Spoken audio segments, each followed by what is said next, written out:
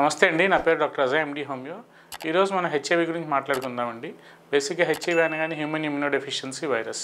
So ఎక్కడైనా సరే ఒక మేల్ టు ఫిమేల్ కానీ ఒక ఫిమేల్ టు మేల్ కానీ బయట ఎక్కడైనా సెక్షువల్గా ఎక్స్పోజ్ అయితే ఒక అన్నోన్ పర్సన్తో జనరల్గా ఈ హెచ్ఐవి డిసీజ్ అనేది ట్రాన్స్మిట్ అవటం అనేది ఒక ఇన్ఫెక్టెడ్ హెచ్ఐవి ఇండివిజువల్తో ఒక హెల్దీ ఇండివిజువల్ బయట ఎక్కడైనా సెక్షువల్గా ఎక్స్పోజ్ అయినప్పుడు ప్రికాషన్స్ తీసుకోకుండా సేఫ్టీ మెథడ్స్ అవి లేకుండా జనరల్గా బయట ఎక్కడైనా ఒక అన్నోన్ పర్సన్తో సెక్షువల్గా ఎక్స్పోజ్ అయినప్పుడు జనరల్గా హెచ్ఐవి డిసీజ్ అనేది ట్రాన్స్మిట్ అయ్యే ఛాన్స్ అనేది ఉంటుందండి. సో బేసిక్గా అసలు ఈ హెచ్ఐవి అనగానే ముందు బయట ఎక్స్పోజ్ అయిన తర్వాత అసలు లక్షణాలు ఏముంటాయి, నాకు అంటే ఆ వ్యక్తికి హెచ్ఐవి వచ్చిందని చాలామంది భయపడుతూ ఉంటారు. అసలు ముందు దీంట్లో ప్రాథమిక దశ లక్షణాలు అని first primary stage of symptoms అని ఉంటాయండి.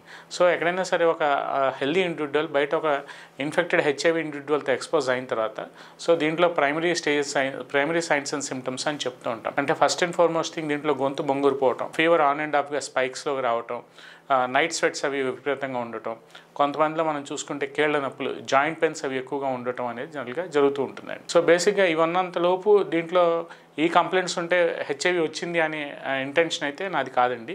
సో ఈ లక్షణాలు అనేవి జనరల్గా వైటమిన్ డి డెఫిషియన్సీస్లో కానీ లేదంటే ఇతర దీర్ఘకాలిక వ్యాధుల్లో కూడా ఉంటాయి.